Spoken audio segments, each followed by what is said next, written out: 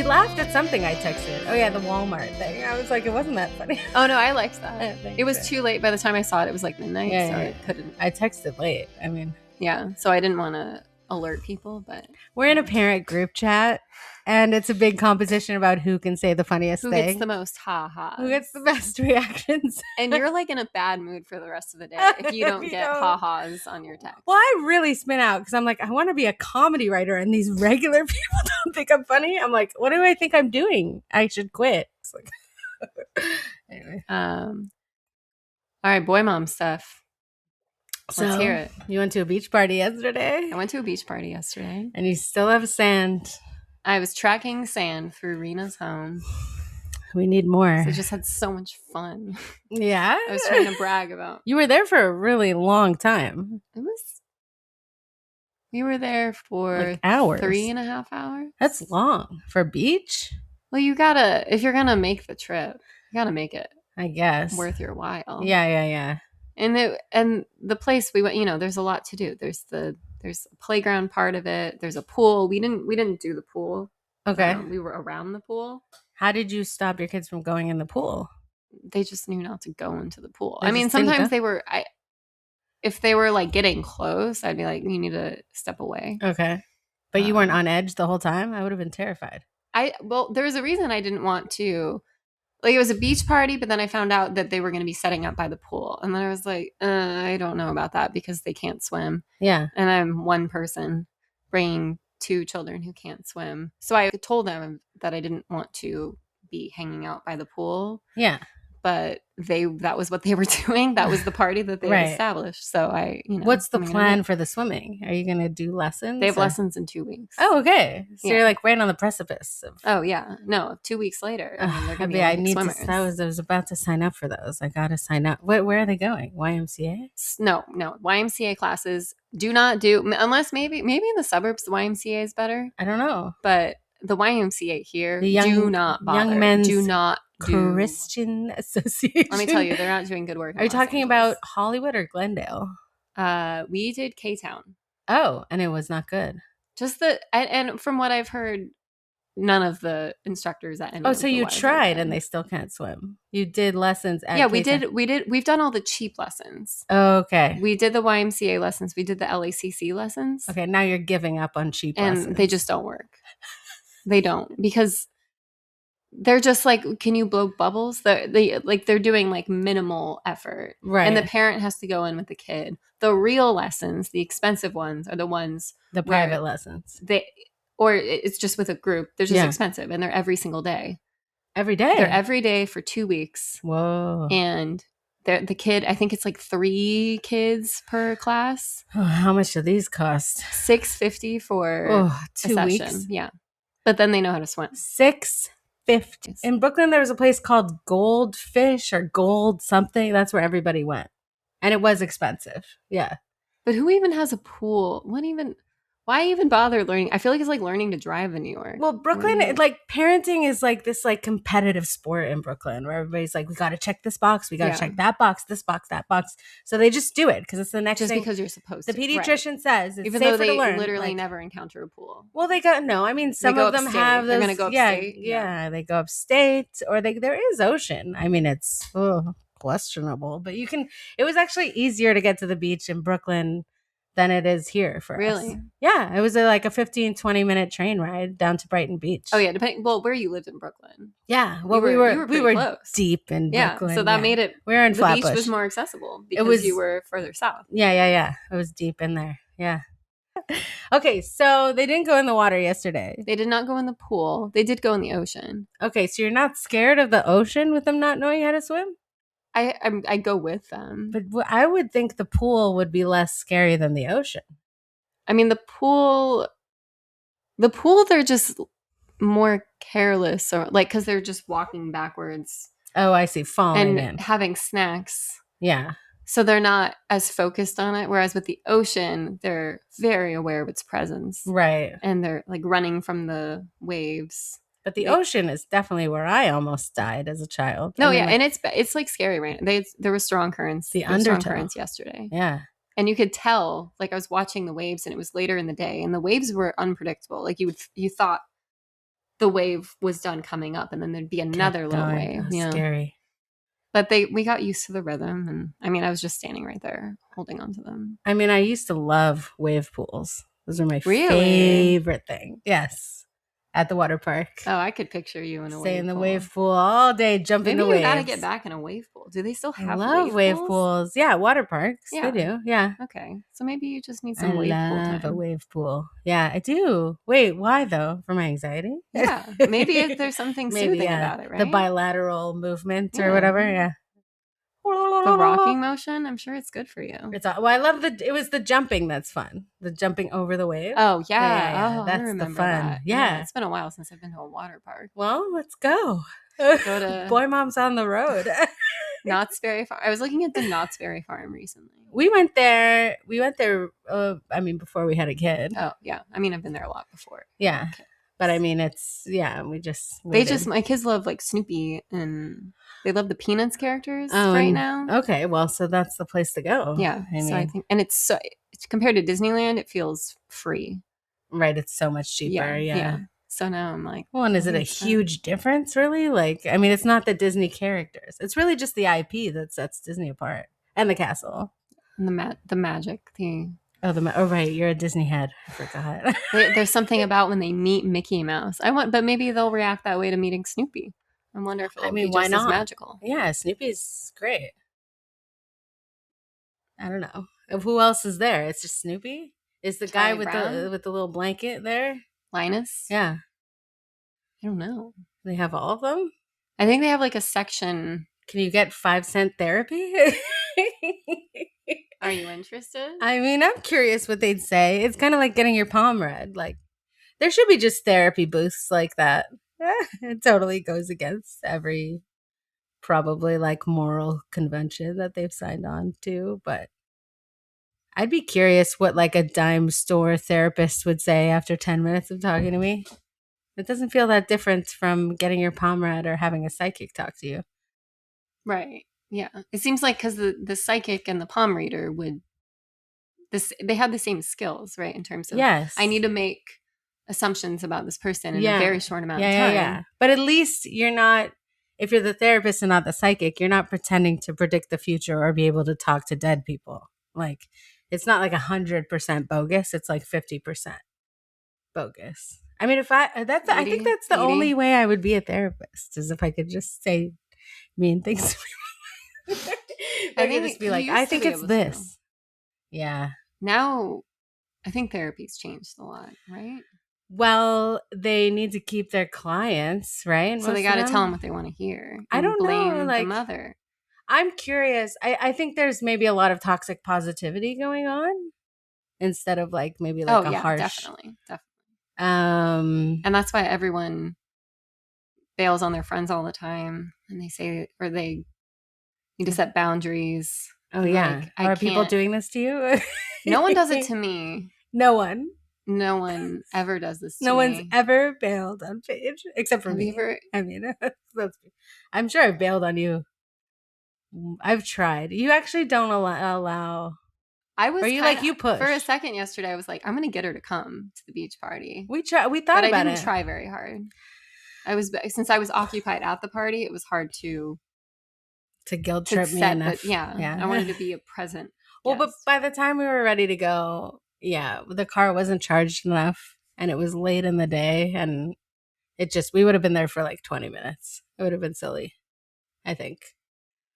And also, we were just feeling the trio yesterday. Like, sometimes it's good to just keep it tight. About other people. Yeah. And only your kid's schedule. Well, yesterday, really, we were running around just trying to get stuff done. Wait, what's your story from yesterday? Oh, we went to a playground instead of going to the beach. In the afternoon?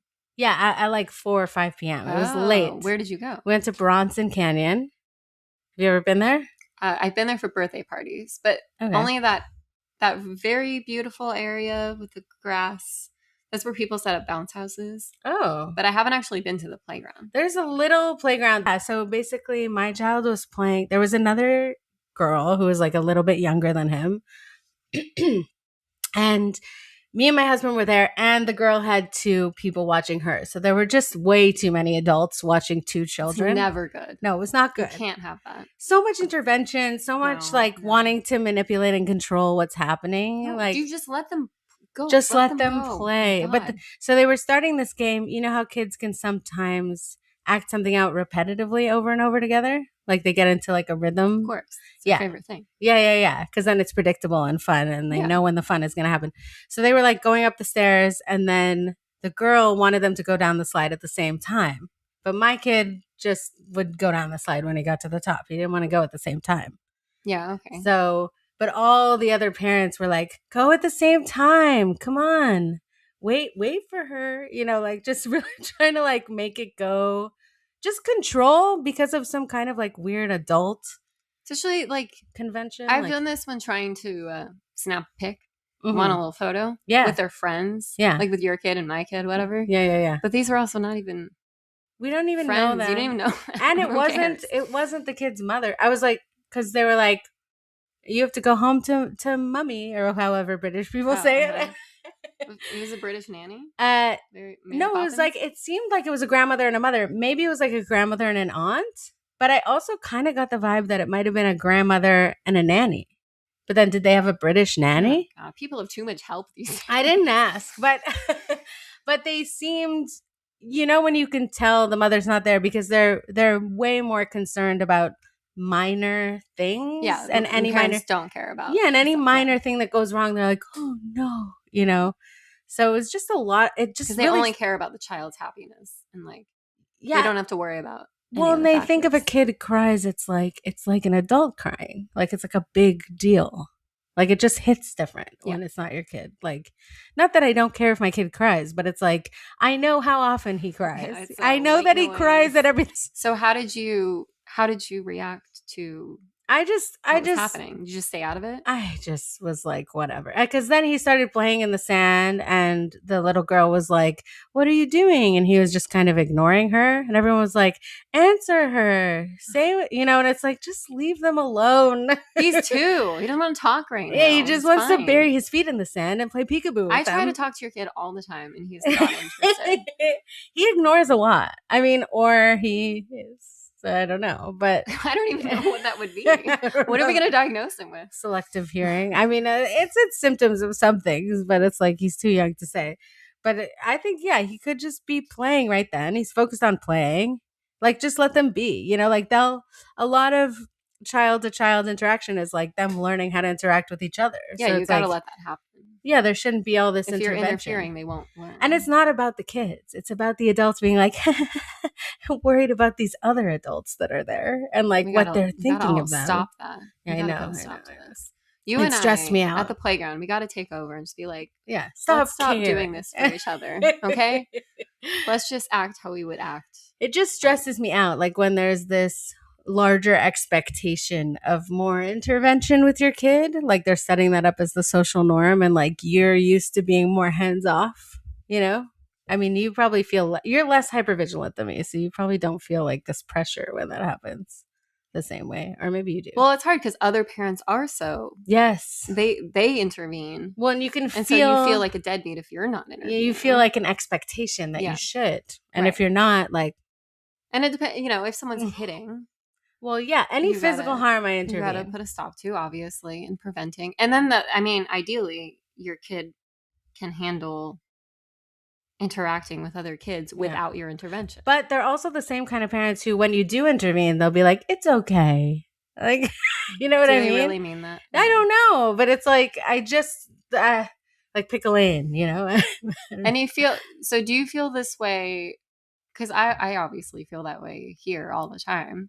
But do you also more so with nannies than other parents, by the way? What do you mean? Like feeling like judgment? I'm being judged. Yeah. Oh, well, I definitely felt that in Brooklyn. So you feel that more in Brooklyn? I felt like they were judging me for not intervening enough in a harsh way because they were very harsh, and I was very like I'm somewhere in the middle. I don't know, but I wasn't gonna be like, hey, no. You know, like as much as they were. I see. Yeah, it depends on what they're doing. I mean, it was like if he's punching someone in the face. No, but and you're just like, oh, you silly silly No, willy. it was all about toys, of course. Oh, yeah. But it was like, it felt like there was this expectation that kids could do stuff that I know developmentally they're just not able to do, which is like share at like a slightly under the age of 2. Like, Yeah, no. it's just like not, they literally can't even conceive. They're starting to learn how to take turns, but it's like, you actually don't have to do that in a harsh way. You can just say, now it's their turn, take it away. They get upset. Like the harsh tone doesn't really change anything as long as you're intervening. But they were very like, I don't know. And I used to love teachers like that when I was older. Who were more like stern. Yeah, because it was clear, you know? And then if you got them to smile, it was like a big accomplishment, you know? Like if you got them to like you. This is like the teacher in Harry Potter, like the lady, what's her name? Yeah, McGonagall. You know what I mean? Professor McGonagall. Yeah. It's like, this is a person you're kind of afraid of, but if you make her smile. Then, whoa, what? That's like a huge, like you feel so good about yourself, a huge confidence boost. There's something to that. I mean, it was the same in theater school, although that under 2-year-olds. Yeah, that's the thing. It's like it's different with older kids. They need a little bit more like of a gentle touch, I think. And also it's different with a nanny than a mom. Like if your nanny is like that with you, that's not going to affect you for the rest of your like it's like less rooted in like forming who you are as a person. Like, well, it's supposed to be like the child is supposed to be conflicted. How they become a person is feeling conflicted about your authority, but also their love for you. That's what does that mean? Freud, that's like a Freudian thing. Oh, Freud. Yeah, you're into Freud. Oh, yeah. Yeah. You know, they don't teach it anymore when people become therapists. That's the problem with therapy. That's literally the problem. Do you love Freud because he said everyone's in love with their mother? Or yeah, no, obviously. And as a boy mom, that's very important to me. Yeah. The original boy mom meaning. But I think there's a lot to it, and with the dads and the competition. I mean, to me, I see it every day. Competitive, competing with the father. Oh, yeah. Which I think happens more as. So you think boys get competitive with their fathers? Yeah, but more so your kid's young for that. Well, did I ever? Even my kids are young for that. Did I ever tell you my Freudian story? I might have mentioned it on this podcast before. That one time for April Fools. I was very young, too young to know how fucking weird this was. But for April Fool's, I dressed up as my mother to try to trick my father. Whoa! I put tennis balls in my shirt for boobs. How old were you? I must have been like 6 or 5, like too young to really understand what the hell I was doing. And my mom let me. She was like, "Okay." I like put on her clothes, like that's so for cute. when he would I get think home. It's really cute. Is that cute? Yeah, no, that's cute. It's a little weird though. Like it's like but that's a classic father-daughter thing. Yeah, so there you go. Yeah, it's a little weird. Yeah. So I guess that's pretty Freudian. And I'm sure my dad recognized I think he even made a joke about Freud when I did that. Oh, well, he would. Yeah, he would. No, your dad, everything you say about your dad, he just gets better and better. He was the best. Yeah, for sure. No wonder you wanted to marry him. I mean, my kids still will bring up like, why can't I marry you? Really? Yes. Oh. It's so sad. And then he want to marry his brother too. Aww. Isn't that sweet? And then when they play house, they're like mother and father. Who's the mother? The older one? Usually, yeah. Because that's like they fight. They want to they both want to be the mom. Okay, yeah. Because they know that that's like number one. You know, we read that Cats, Millions of Cats book. And then they played this game. My husband and my kid played this game of like, no, I'm the prettiest. No, I am. Like for like a while, they were going around doing that. It was really cute. That's really cute. I mean, hard to say. I am. Yeah, who's the prettiest? I don't know. Yeah. We'll leave it to the judges and viewers like you. Call in. Become friends with us, then you'll know what they look like. Yeah, and then you too will not be able to decide. Who is the prettiest? Of them all. Read Millions of Cats. Great book. It first is a picture great book. Yeah, I remember you telling us that. Or maybe it was you or Mike. But yeah, it's a really great, it's a really fun book. I mean, I loved sad, dark stuff when I was a kid. Did you ever fantasize about being an orphan when you were younger? Or that's what all the story. Yeah. It's like every story. It's like all you think about is about being an orphan. Yeah. Because it's like some sort of wish fulfillment thing. Well, I think it's also this fear. It's like a pre-planning for the fear of like, how would I survive without my parents? It's the worst thing that could ever happen. What would I do? You like, ooh, but then I wouldn't have any But I parents also bossing you had around. the weird thing I was remembering is like in elementary school fantasizing about having cancer and like getting lots of attention. Oh no. Did you ever have that? No, It's I do pretty think histrionic, but I watched A Walk to Remember like on repeat at just the right time is to somebody be have cancer obsessed in with. that? Yeah, Yeah. that's Mandy Moore. Oh, okay. And so it definitely like got in my head. Okay. Yeah. It made me think that cancer was very common among young people. And perhaps glamorous. Yeah. In a right. way. Yeah. Because she's like the beloved person. She's never done anything wrong Mm-hmm. in her life. And she never will because she dies before she has the chance She to. dies in the movie. You've never seen A Walk to Remember? Does she have like prom at the hospital or something like that? No, they don't make too big of a deal. They get married.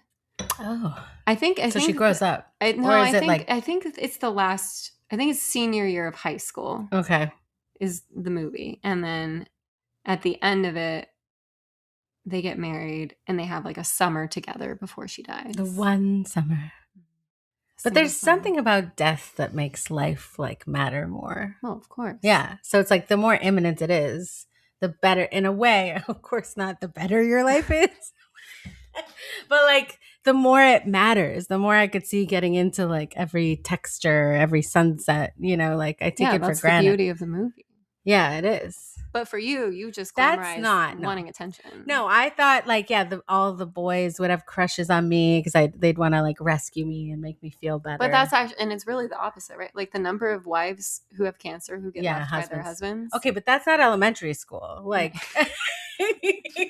because in elementary school, they wouldn't actually have to do any of the unglamorous parts of the kid being sick. Right. Like, you're just thinking like they could just be like, miss me. Oh, it would be sad. And I remember everybody being like more into being close to the sad person who is going through something. Oh, really? Yeah. Except for, everybody's parents were getting divorced. Nobody really cared about that. Like, because it was too common. It was just whenever a girl would cry in the bathroom, I remember everybody was like, are your parents getting divorced? Because that was just like why girls cried in the bathroom. That's I know. So sad. I know. It was sad. I just had no reference point at that age. So I just had zero. I was just like, that is sad. But also I have no personal experience that can relate. You never felt like your parents would get divorced. No, I felt like they were trapped with each other forever. Did you ever I know some people like wish their parents got divorced. I didn't, because I would think about them alone and it would just make me sad. Yeah. I was like, as much as they fight or whatever, which was, with 3 kids, how are you not going to fight? And they'd been together since they were in their early 20s. So it's like you grow up together pretty much when you do that. But no, I never thought they would. But they had some ups and downs. And my dad had to go away for research sometimes. Oh, yeah. He'd be gone for months. For like months at a time. Yeah. That was tough. There was one time like that really was like hard on the family. Because my mom was just there with 3 kids, like without him. No. How did she do it? I don't know. Did other people come around, like relatives or anything? No, because I was thinking about it. I was like, why didn't she? It's like if I had that discussion with my husband, I would have been like, I need help then. Like, it's like, if you're going to do this, I need help. Like hired help, something. Something. But she didn't do that because she was from that generation of just like, I do it all. I just do it all, and like immigrant, daughter of immigrants. Like, so it's like, yeah, she just worked full time. I mean, granted, 2 of the kids were in high school. So it's like they were getting to school on their own and all of that. Oh, okay. But it's still like emotionally a time where they need their parents around, and like there's a lot going on. Right. So the emotional needs need to be. Yeah. But there's only one person to do There's that. only one person and they are burnt out. I was 10. Did she complain? Or she just like kind of like, did she complain? I feel like they never complain. She's not a complainer. It just comes out more in like being, the way it would naturally would. Like, yeah, of course. Craziness. I mean, because I was 10, it was like 10, 15, 17 were the ages. I mean, and she was working full time. I think also the type of job you have plays a role. Like she was like, basically therapizing all these like university students. Oh, yeah. Right. So she just taking on the load. Just the emotional load. So many people. The amount. Yeah. So the she would do amount. that all day long and then And have then to come come home and deal home. with teenagers and Yes, and like preteen. slamming doors and like brother. I mean, either I don't know. He was like, I don't know if he was on the verge of being religious yet, but like stuff was happening. Yes, we were. Yeah, I mean, I don't remember. I just remember that it was hard and that I got pneumonia and I had to stay in the hospital at one point. When your dad was gone? Yeah, and Oh, she God. like slept on the floor next to my hospital bed. God, you really needed attention, didn't you? I did get a card. I remember getting a card from the whole class because I had so to. it was all worth it. Yes. I had to miss Mission the ski trip, accomplished. but You had a ski trip? I had to. Well, it was like one day, but I mean, I was 10. Fancy school. But it was we went tubing. I mean, well, no, it's also in Quebec. What else are you gonna do for a day trip? Like, but but I remember getting the card and being like, huh, this doesn't feel as good as I thought it would. Was it all worth it? Maybe it's not so glamorous to be sick and get a card because it's just like that everyone was forced to. It's just a card. Yeah, exactly. But I had to miss two. No one wrote, I've secretly been in love with you for a long time. And I mean, that was 5th and 6th grade were more like that. Oh, really? Oh yeah. I was like getting out there. 5th grade. 5th and 6th. That's when it starts. Kind of. Not you? So yeah, I know. But you were a very confident child, right? I don't know what I was. I mean, I remember feeling like I was the peacemaker. Like people would fight and I had to like get them all to get along. So I think there was some kind of like people pleasing going on. But were you a confident child? I don't think I was. Did you feel good about yourself? What does that mean? Like, or maybe asking that question is the answer because it's like I would know if I wasn't, right? Like, yeah. I mean, later on in high school, like you said, you felt like you were really good in the play. Yeah, I thought I was great. But then I started high school in 7th grade and then like, obviously had an eating disorder like everybody else. Like, So that's when then I did not feel good. Yeah, puberty when it really hits, like there's a huge dip. That's a pretty normal trajectory. Yeah. Yes. So it was a lot of just like, opening a 17 magazine and crying, like that kind of thing. Tori Amos. I mean, I feel like we've talked about that before. Were you? But I was confident before that, I think. Yeah, I think kids, it generally goes downhill around. Yeah. How do we prevent that? We can't. You can. I think parents don't realize how present they should be when their kids are starting at like 10. Yeah. As they're approaching adolescence. Because they think that like the kid kind of has got it now. Yeah, they think it's too late. Hands off. When actually the hands-off period is supposed to be 7 4 to I mean, kids still need you when they're 5 or 6, whatever. But like in terms of all the brain development stuff happening, it's like until they're 3, it's really crucial. And then again, starting at like 10 until they're 25. Whoa. Because that's the end of adolescence. Yeah. It's not until you're like It's 25. ended already? For you? There's no excuse. It's it's over, okay? You can stop. But there's a lot of kids pushing their parents away and a lot of those you're ages. Supposed to be available. Right. It's like make cats. yourself very available. You let them come to you. Yes. Yeah.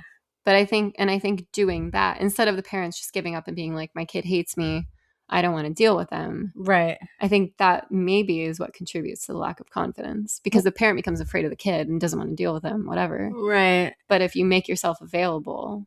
I mean, my parents tried. I remember one time I was like crying and listening to Tori Amos in my room. And I was probably crying kind of loud, like performatively. I don't know. No, I just was naturally crowded. And my dad knocked on my door and asked if there was anything he could do. And I said no. But the fact that memory stuck with me. Yeah, that's really important. See? That's good. But then that might have been the only like it's like they might have. He was like, "Oh, she said no," so I think that applies for. I mean, well, his parents were very hands off. I mean, yeah, it was that generation. But that's another story. But no, and they say also having another adult that you trust that's close with your kid. Oh yeah, is really crucial. Definitely did not have that. Yeah, no, I fell prey to adults that I shouldn't have trusted. Really? For sure. Like who? There was a teacher at the school that was like sketchy. Like, really? That was hanging out with all of us. Like he after like hit on school? my friend. Like, Oh, I think you've told me. yeah. So it's like, if you don't have those other adults, Then like you'll be desperate to find people who someone. are interested in kids that age will come in and really treat them like people, Right. and they can fall prey to that for sure. And even if it's not even like a sexual predator thing, it's still like, I want to be this person. Well, it's still someone, their it's like life. whoever that person is, they're going to trust them because they see them in a way that's way more validating than maybe their parents do. Because their parents are used to being like, oh, whatever, you'll be okay, which I think is maybe from childhood that like we talked about with the crying. But I guess as a teenager, it's like we have to really like see them more, because otherwise, I mean, the same thing, like my brother, yeah, he wasn't a predator, but it was somebody who was religious, who was like, come, like they're susceptible at that age, not, and I don't think it's a bad thing that my brother turned religious. I don't think it was the end of the world at all. Like, he's happy, but like it's a time where you're looking for adults who really see you, and it's hard to find because adults are busy trying to survive, so the ones that really do see the teenagers and take time with them a lot of the time have an ulterior motive, right, of one kind or another. Yeah, and it doesn't have to be, you can have those figures and they can be good. They can deserve be. It just seems harder to find these days. Like, who liked you? Yeah, who I got some sort of any kernel of like recognition, validation. Yeah. Yes, like, you're good at this. Yeah, like you should write for the newspaper. Just them like saying little things about what I was good at, which I never heard from my parents. Because I was bad at everything, like all the sports they were trying to get me to do. Oh, they wanted you to do sports? I mean, I know. Look at me. You should have been doing ballet. I did. I was actually not bad at ballet. Okay, there you go. Yeah. See, this is why I should be the psychic or whatever. I see you. No, I had teachers who they were like, Rena could be a doctor or an accountant. And I was like, felt so not seen. Like, oh, yeah. Okay. Did I ever say this on the podcast? I had a teacher once in 7th grade, the social studies teacher. So he was a real creep. He named every girl in the class who he thought could be a model. And then how did he not get fired? And then he said that I would be an accountant. Ew. I can't do math. Not even the model that plays an accountant. A straight up accountant, because he was just like, you are an ugly, boring person. He didn't say that. I'm saying that was what was implied by saying that. That's all of these girls should be models, rude. And I should be an accountant. Why was he? Because I was an ugly person. What subject was he teaching? Social studies, like history. Social studies. I mean, it's history is social studies. I don't think we had that topic. And I bet he was hideous, or he was like a short, fat, bearded, glasses wearing. He was like the football coach power too. tripping. He was power tripping. Yeah, but that's like a crazy thing. No, it's really messed up. And how old were you guys? You were like 12. The worst age to hear it at. Yeah, obviously it stuck with me forever. I was just like, okay, I am ugly and I'm going to be an accountant, but I also am bad at math, so that's not going to go great for me. Oh, God. But I'll never forget it. Thank God a teacher. And I didn't have anyone else at that age telling me that you looked good, that I was good at anything. In like junior high. So where did you found your confidence in the little kernels from the teachers? But in high school. Yeah. And then later you had more people who validated you? Or did anybody? I mean, I've never had this like outside. I've always like known logically that it would be great for me if I could have a mentor. Yeah. Or like somebody who, and it's like I've never felt that from anyone. There was one teacher in theater school, but she didn't want to be a mentor, but I was like her little favorite. That's nice. Something. You're just being a favorite. Yeah, just because nobody else liked me. And in theaters, they were all just, Rena, get your shit together. Like, because I was undiagnosed ADD. They're like, just pull your socks up. But you were someone's favorite. Yeah, she was like, oh, like I would get to class late and she'd be like, class can start. Rena's here. Ooh. I know. I was like, It wasn't passive aggressive. It was like... No, and I like forgot to wear the right kind of pants once, and she swapped pants with me. I got to wear her cashmere pants. Theater school, no boundaries. Did she go in the bathroom and change? We just swapped pants. I don't remember. Yeah, maybe she liked me.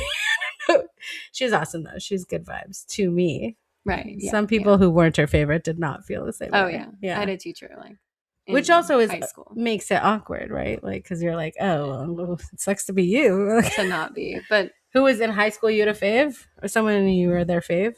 my newspaper advisor Newspaper liked me a lot. So you were getting into journalism pretty young. Yeah, I was like I was just writing, and then I actually stopped writing for the newspaper because I felt like I was being too censored. Oh, And she tried to talk me out of it, but I just didn't like because of her editing, like because of not her. It was just like the administration had problems with what I was writing. Oh, really? About the school, like negative things about like the testing, the standardized testing. Oh, that's cool. So I was like, I can't. I'm not doing this anymore. You should have submitted to the local paper instead. That's a good point. I need to go back in time and tell you. Yeah, that's when you Beyond go the school bigger. Paper. Yeah, It's like this. Call the New York Times. But so how does that translate? We have to make sure that we're encouraging, but we don't want to be too encouraging. Or you don't want to tell them something that's not true, right? But to find, like, I didn't want someone to tell me I was actually really good at soccer, right? Like, I just needed someone to say, "Oh, but this is a different thing that you're good at, and you should do more. Maybe pursue it." Yeah. That's all it would have taken. So I think you gotta, like, with my older child, I don't go like, "Yeah, you're amazing at soccer." I have a boy mom story about that, by the way. Oh, okay. Soccer story? Okay. So we went to the park the other day, and there were some older kids who are going to be in school with him, with my child. Same. It's like, this is a great opportunity. Not necessarily the same year. Yeah. Okay. And so I was like, yeah, go out there and meet them, play with them. He already knew one of them, kind of. But he is not used to playing with boys. And as a boy mom, I'm not used to seeing boys being so rough with each other. It was shocking to me how rough they were with each other. And I just had to look away, and none of the other parents seemed fazed by it. So I was just trying. Maybe they all have brothers, so they're just like used to it. I think they do. So he was playing with them on the playground, but they had already been playing together for a while. So, they already had an established dynamic. They already went to school together. They were friends. Yeah. So then my kid coming along, he's messing things up. And then they went to go play soccer. And it's clear that they had soccer practice. And my kid was there was also a frisbee. So they would be playing soccer, and then he would throw a frisbee at them. And Mike was like, they're playing soccer. Like, stop messing up their game. And the dad who was with them was extremely patient and trying to help my kid play. But it's just, I never wanted to be a soccer mom. I didn't want to be going to soccer practice. Right. 4 times a week. They start that young? They're all 5. They all know how to play soccer, and my kid just does, and then he just doesn't know what he's doing. But that's okay. It's like we said, we don't have to pretend like soccer is his thing if it's not. I just don't think it's his thing. It's not his thing. But then that's what the boys are doing. And if I want him to have friends, well, he might be friends with more girls at this point. I mean, we'll see. Or he did play with different types of boys. No, we found a kid at a party we went to this weekend who's also going to be in school with him. Yeah. And his vibe was a lot more gentle and like, because boys are like this. Boy, I know, I understand that it's normal, but I'm just not used to seeing it. Because your boys are not like this. And they just don't spend a lot of time with other boys. Right. And they're not like that with each other yet, because my younger one is just not quite old enough to be like that. Right. Although yours is kind of. But mine's not that's like I said, like it's all relative. Because then when mine hangs out with boys that are even more like that, he's like, gentle prince. Well, he just is like, what is happening? Yeah, yeah. And that's how, we were all just not equipped to handle. But he does naturally love like throwing. He just recently figured out how to catch balls, which is cool. He can like catch a big ball, catch a little ball. Yeah. He did once. Yeah. Oh, that's so he's huge. like whenever someone has a ball, he wants to play. He wants to play catch. He's a jock. He wants to, he's a jock. Yeah. And so I guess we just need to nurture whatever direction they're leaning in. Like, put him in the box of jock and never let him out. I mean, I won't let him play football. I've said many times. My husband is like, come on. I'm like, no, head injuries. He's built for it. He's built for it, man. Come on. Strong baby. But he's no, I mean, I don't think so. But he does like it for now. I mean, we'll see. He likes playing with balls. He loves playing catch and kicking. Yeah, he likes both. And your husband is that kind of dad too. Like he is. He's like more classic playing dad. Catch with his son. Yeah, but if he wasn't into it, he's also happy to go around and be like, I'm the prettiest, like it's doesn't care. Like he'll go with whatever. He's multifaceted. very Yeah. yes and, like Right. Whatever the kids are doing. yeah, he'll get it. So you don't want to teach him. But is there any inclination to teach him soccer, or you're just gonna let it lie? I mean, hopefully he at least over time, if I can just get through it, this sort of pickup soccer game can happen frequently enough that he will learn get like, into the basics of it. I mean, do they have like a gym class? Like, I don't think they have PE anymore. That's so weird. So I don't know. I mean, I think they probably play soccer at recess. Yeah. Well, he'll be doing something else. So he'll either be doing something else or he'll eventually figure it out, right? Right. Yeah. He's just not used to it. He's never had recess with like these kids have had experience with recess. Or like okay. So there's a lot that he's going to learn. Yeah. At school. How many classes are there? Is it 2 per grade? 3. Yeah. That's a lot of kids. Yeah. So I don't know who's going to be in his class. I don't know if he's going to know anyone. Right. But I'm sure he'll find other eccentric children. It's an eccentric neighborhood. I can't believe there's enough kids to have 3 classes. That's a lot of kids. That's how many kids there are. Who are these like 70 other kids? I know that we don't know. Because we know a lot of the neighborhood kids. Yeah. They must just all be in preschool or like away all day. Yeah, we just don't see them. Yeah. They're just hidden. Just literally don't see them. They're taken to their institution. I'm so curious who these people are, I guess. I'm sure I'll like recognize more than I'll be like, oh yeah, that kid who I haven't seen since before they went to daycare. Like, yeah. So how do I cope with boys being rough? Well, how do you cope? I just can't look. But I don't know how much of it is normal. I think they're being rougher than they should be. Well, I think when your kid is really getting hurt, like right, if they're happy like you or can not. hear their like it's like if he's withstanding and he's coming back for more, then right. That's, yeah, if he really didn't like it, he would walk away. Leave and stop. You would think.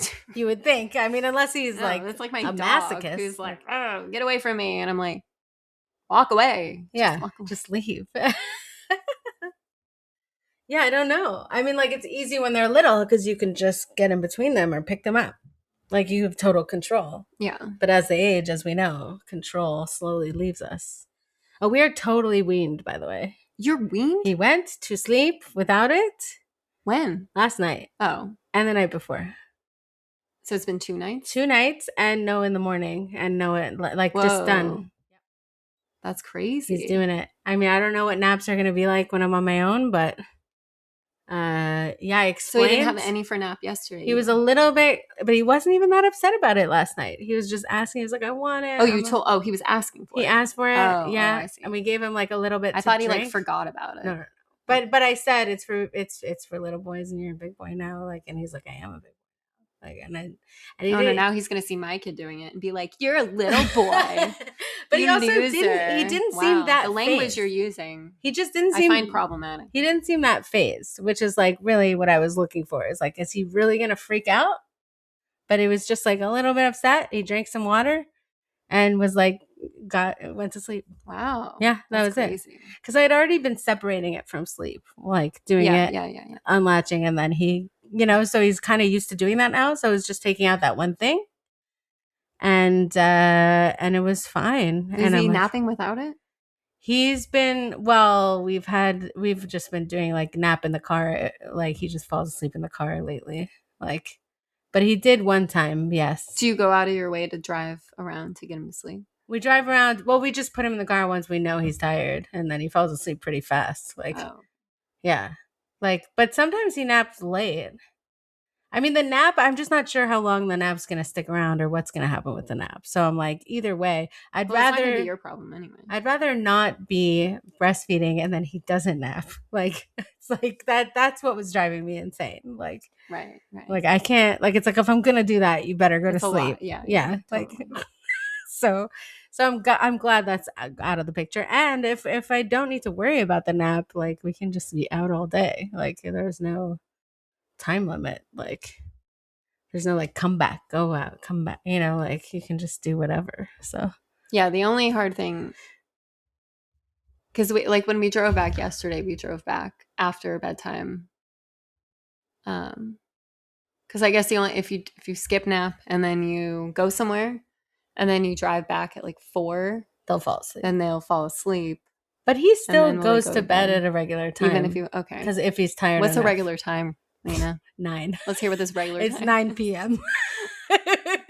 We go to, I mean, like by the time we start getting ready at like 7:30 or 8, but we have been doing this thing where we all get clean before bed now. And then we all just do everything together, like one at a time, but like shower. He showered Everyone for the first takes a time last shower. night. How did he like the shower? Well, we changed the shower head. So we can, it's Oh. like you can pull it out and like, so it's easier. Less scary than just this thing above, you know? So you all took your shower. We all took our showers, then we all brush our teeth, and then we all go into bed. And then he falls asleep and I get out of bed and go watch Dawson's Creek. Still on that. Yeah, I know. It's actually not that bad, I'm getting into even the later episodes. It's not that bad. Is that the end of the episode? I guess we should. Dawson's Creek. Was this good? I think it's fine.